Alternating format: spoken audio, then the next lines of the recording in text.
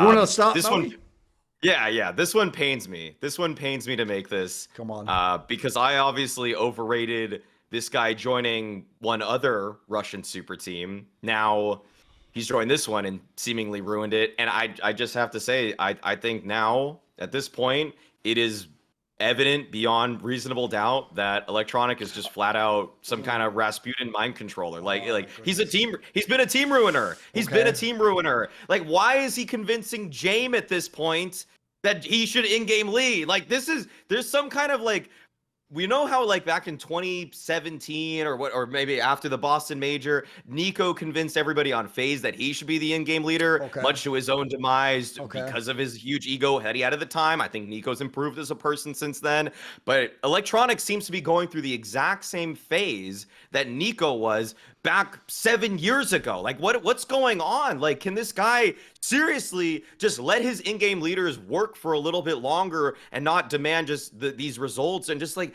sure, Cloud9, he wanted to take it up himself.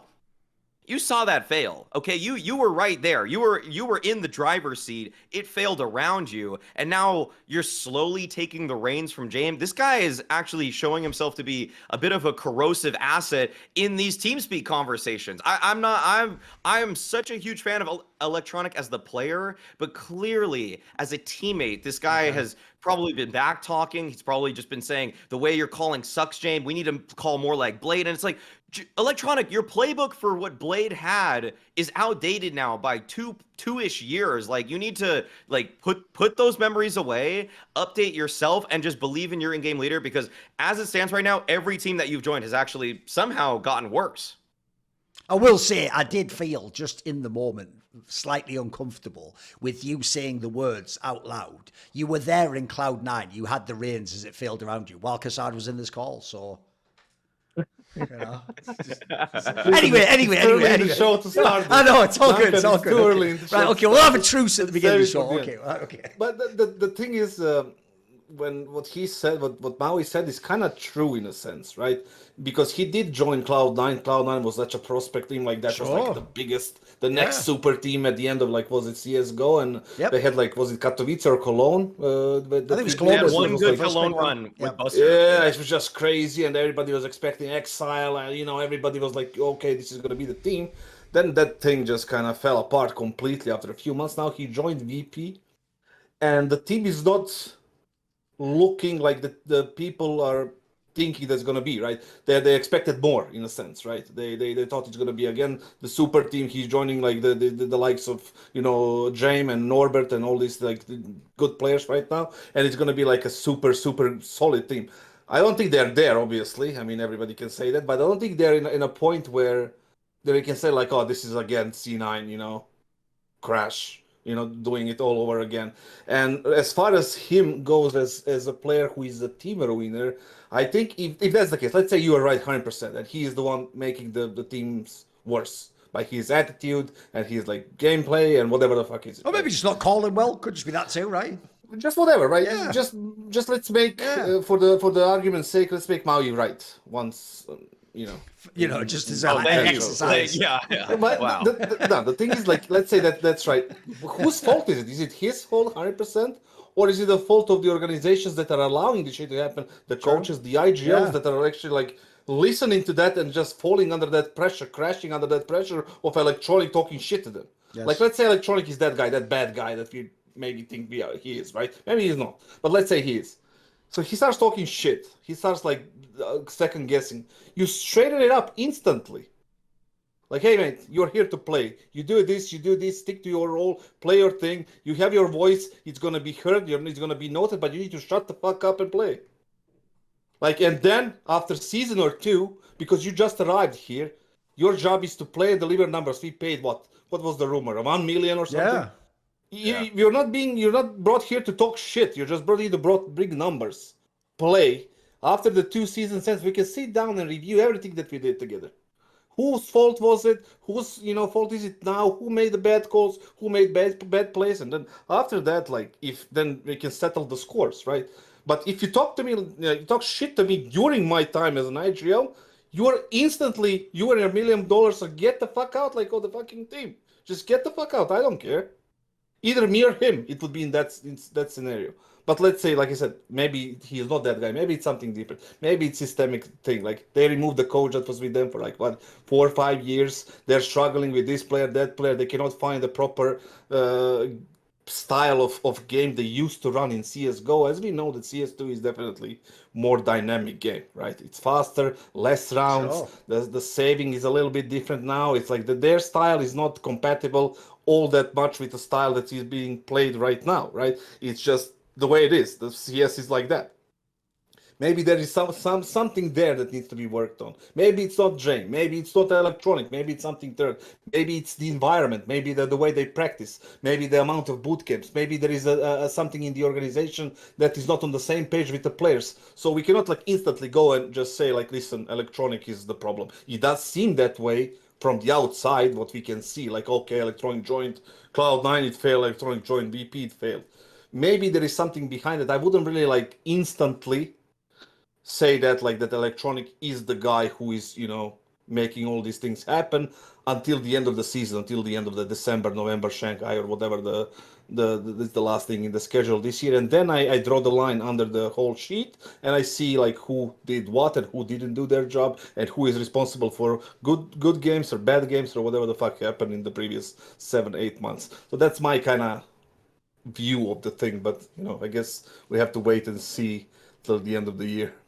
I think one of the big problems with this whole topic actually is that electronic just doesn't do English language interviews. In fact, it doesn't seem to do interviews in general. Like, when do you ever even see Russian ones translated? Because one of the problems with this topic is I've never known anyone who was an IGL or kept getting forced into IGL who never has a public opinion about it. Like, I'm being serious. We've all read a lot of media online. Have you ever read an interview with electronic about being an IGL? I think I vaguely remember one like early in Na'Vi. But aside from that, I feel like it's not even a topic I've seen him address particularly. So the most bizarre thing to me is I don't even really know where his head is at. Like, is this something long term he wants to pursue and he wants to do, a la a Nico or a Twists or whatever, right? Is that the case? Is it something that he does when he's asked to by his teammates or he loses faith? The reason why I wish I knew that is then I'd sort of have my bearings of where this all starts. Whereas instead, like you say, because I'm wondering, like, is it the org that does it? Do the other players tell him? Is it when, like I say, does he lose faith himself in the IGL? Because I'd start with this. For this particular topic, let's just start with him joining VP.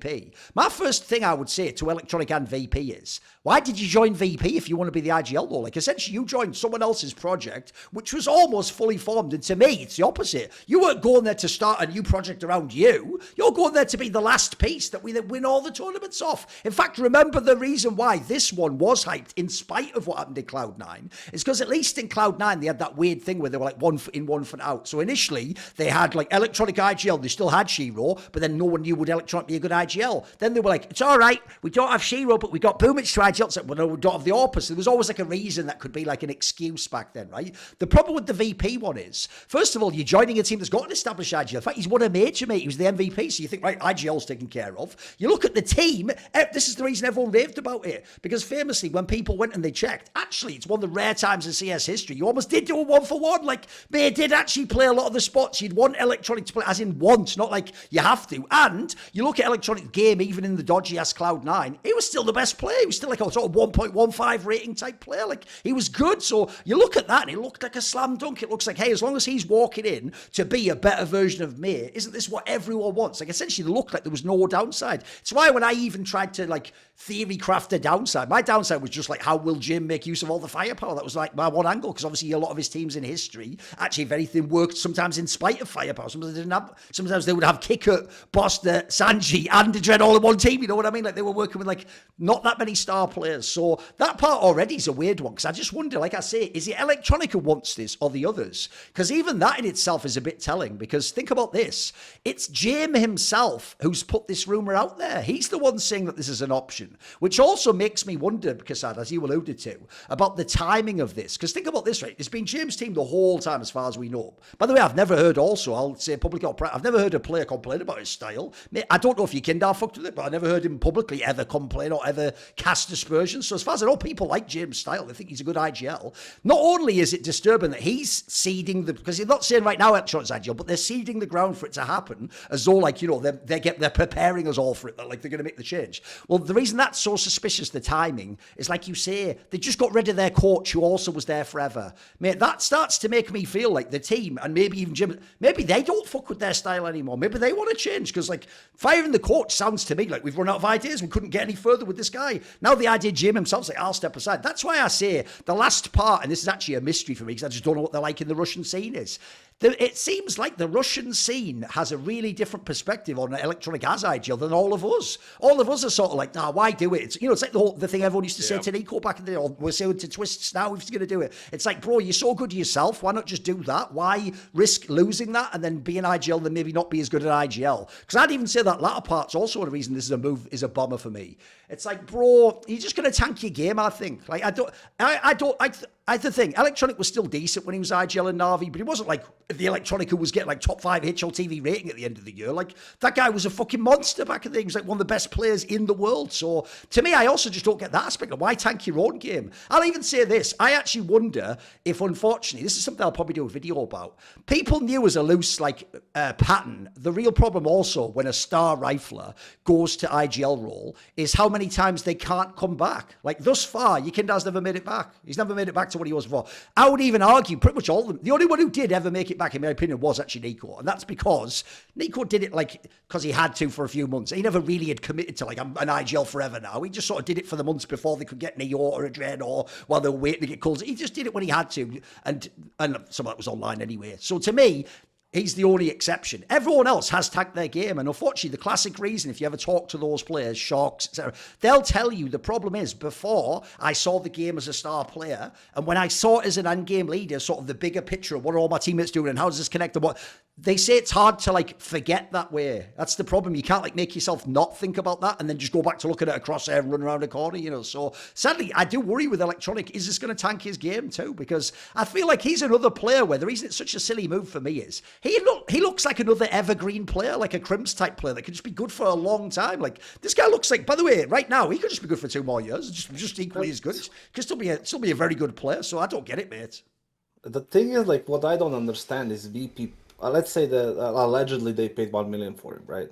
Let's stick to that, if that's true. Like, why would you pay him $1 million for electroNic? That's the biggest question. And then 1 month, 2 months later, you're discussing like he's going to be the IGL. Is electroNic a $1 million player? Like, take a look at the players right now. How many players you can say that have a value of $1 million right now? It should probably only be the top 5 in my opinion. Can you name 10 of them? Is there 10 of them? I don't think so. Is there like 5, 6 of them right now, maybe? Maybe. I said Zaivu, Nico, Monesi, I don't know who else. Donk, obviously. Donk, obviously. Maybe Shiro, even. Maybe Frozen, right? Maybe Exertion or something. Depends how far you want to go. Something like that. Yeah, right? Keserato. You know, there's a few. Let's say like 6, 7 players are worth $1 million. Yes. Is one of those 6, 7 players electroNic? Has been a $1 million player for the past, year and a half? No. I don't think so, right? So there is the question mark for me. Not about like electroNic. Obviously, if you're Jamin, I'm not here defending Jamin at all. No. Like the thing is, like if you have like these pieces and you don't make it work, you don't adapt to the game, then it's your fault. Maybe you shouldn't be the captain anymore, right? Agreed. Obviously, I'm not even blaming electroNic because we don't know what's happening. I'm also asking the question of organization. Like, listen, what else could I get for $1 million? Yes. What can I get that can improve my team? Was it like a one-time purchase of electroNic, or could I like maybe use that money more efficiently to get my team to the next level? Because there are players that are very cheap from their region, even from Russia as well. Oh, of course. Like that they can be there and they can fill up that spot. That can deliver same numbers as electroNic is doing, or even better. So that is the biggest question right there. Not if electroNic is like, the team ruiner or something, but maybe, I don't know. I don't know him personally at all. I have one last angle for you. The other reason why I think it's inappropriate that he tries to IGL on all these different teams is because when he IGL'd in Na'Vi, the perception went, this is a guy that was basically groomed from day one in his pro career by Blade. He's played with Blade his whole career. That's the system he's always been learning and playing under when Blade was an IGL. Then in Na'Vi, he's his coach. And the idea is, like, that guy's going to like lead you into doing his system. By the way, he's not necessarily teaching you to be an all-time IGL. He's just teaching you how to floor general his system. And I'll tell you what, that's the part I wonder about, because obviously if you watch, it's quite clear to me that Blade is not someone who's using like a loose plug and play approach. It's why he always even tells people I need like 3 to 6 months to get the team up to speed. Like if you look at his system, it seems very comprehensive. I always say I do see him as like a professor type figure where he's not trying to teach you how best to play today. He's trying to teach you what he thinks the ideal version of CS is, and that's what you're all aiming for. And I will say, I've always given him credit, when that Na'Vi team was insane, it wasn't just the players shooting people. The style also was very, very like tight, really like fucking, he knew exactly, it looked like everyone was following those dossiers to the T, to the letter, as it were. Well, here's the reason I bring that up, because if you go to a team like Cloud9, first of all, they clearly did not have that with the Farney. It was a very different style. That looked a lot more sort of like mid-roundy to me, like on the fly. And then now in VP, they have a totally different style to Na'Vi. So I would also say this, is electroNic someone who either himself thinks you have to play the Blade way, or is that the only way he knows how to play as an IGL? Because I don't think that's a minor issue. Like, I'll give you the example from football, Kassad, right? A lot of people made fun of Vincent Kompany, the legendary defensive player, because he went to Burnley and he clearly tried to make them play Guardiola-style football. He tried to make them play like Man City. And the reason people made fun of him is because like, they got relegated, right? But I always said to people, I don't totally blame him, because what he's trying to do there is play what he thinks is like the most optimal style of football. His problem is he doesn't have Man City's team, does he? He has Burnley's team. So it might not work as well. Like that style's going to be really hard to make work. So I would say a similar analogy. If he's coming to this team and trying to make it like Na'Vi, maybe it can't work that way. I mean, for a start, you don't have Blade. So I would also say that's another detail to throw in there. This isn't an IGL. Like, notice a lot of the other people we listed who were star riflers who became, a lot of them were trying a loose style of calling, you know. They just wanted sort of to like make things work and then frag themselves a bit. So I also wonder, this is why actually, I'll go back to what I said at the beginning. I just wish we actually could really find out what electroNic thinks. I'd love to know, even if he had a silly opinion, I'd love to know what he thinks. Does he want this? Is he the one pushing for it? Because it feels a bit suspicious that he just keeps getting into this spot every time.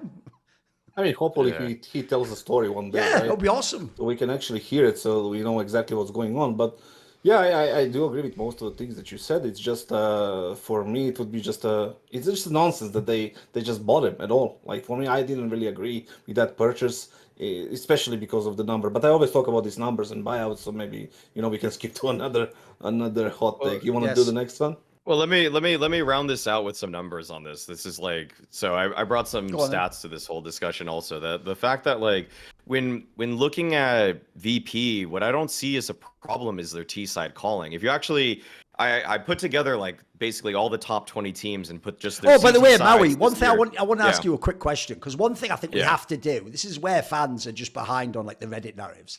They keep thinking that VP does play like the really old style from CS2 where they run every clock. They do, to be fair. They have tried to do the CS2 better. I agree with Kassad. They know it's a different game. They have tried like up tempo. They've tried rushes even. I've seen them do like a force spy, just do a rush, which is like the least VP thing of all time. So they have tried, like, it's not really the most old school exact style, right? I mean, even at the Rio Major when they won the whole thing, at least like once per half they would run one fast thing. So it wasn't the same as their like 2020. Like they were slowly evolving every single year, and now like they can run a couple quicker plays. Yeah. But I want to bring this up that they that is a big deal for them. Yeah, that's a big deal. It took them a while. Okay, yeah. Hoopsie caught up in a little faster. The numbers. But okay, for the numbers here, it's that I put every like top 20 teams. CT side versus their T side for the year so far. So it's like if you have, a really bad CT side, like, okay, either way, VP's problem is just not their CT side. In fact, their T side is way better. If you look at all the teams and just have the delta, the difference between their CT side and T side, VP have one of the most favorable for their T sides. Like their T sides, and they aren't even spam picking Anubis or anything like that. They're playing like a lot of this year. They were playing Ancient and they were playing Overpass. Those are the maps they kind of leaned on. And so for them, like the last thing I look at for VP is really their T sides. It's that you're not getting enough from sometimes individual performers on the CT side, and that's not really like always the biggest IGL captain issue. Like if electroNic for whatever reason thinks that the calling style isn't up to date and James starting to second guess himself there, like no, the T side's fine. Like leave that as it is right now. What you need to actually worry about is making sure that everybody's gelling on CT side and everybody's helping each other. Also, I will say on CT side, I think they probably do save just a little bit too much still on that side of the map. So I really don't think that like electroNic right now has done now in 2 consecutive teams brought forward ideas that have just kind of thrown the entire team out of whack, made them lose confidence in themselves. And at this point, like he basically left Cloud9, and that team is just decimated now. He's walked away from a complete car wreck, and he's walking away like it's fine. Nothing's like it's $1 million buyout to get him out of that car wreck, and he's probably one of the main proponents that it happened. If anything, he's the guy in the action movie walking away while putting his shades on, while the car explodes behind him, and the car's Cloud9 in this equation. The thing is, he's walking into another car that he wants to He gets crash. in another car. Yeah, true.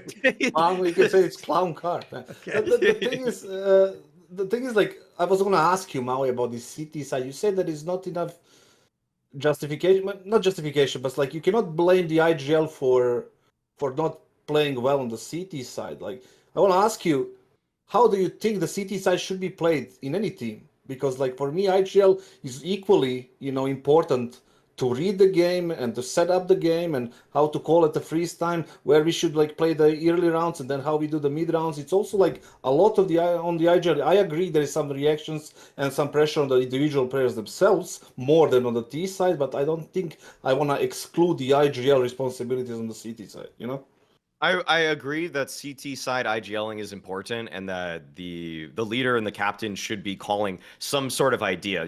At every freeze time before you start a CT side, you're going to say like, okay, let's run our app setup. Okay, let's run this like smoke down mid type of play. Like, let's do this, whatever. There are obviously little plays, but you're going to say that there's less onus on the IGL to come up with ideas when it's like sometimes it's just like, did Norbert kill 2 guys in pit when he was perfectly set up to do that? And the answer is yes or no. As opposed to T side, it was like converging onto a bomb site with like the right timings and everything like that. But it's just that it's so I'll say this. I'll just make this even more clear. It's even more drastic. Like, okay, for all of the teams in the top 20, VP basically like CT versus T side, they had the second best T side in relation, essentially. Like the difference is that great. Like basically the teams with the worst T side per their CT side, which to me kind of indicates like, okay, something is really going wrong on that T side, or something is going very well on that T side.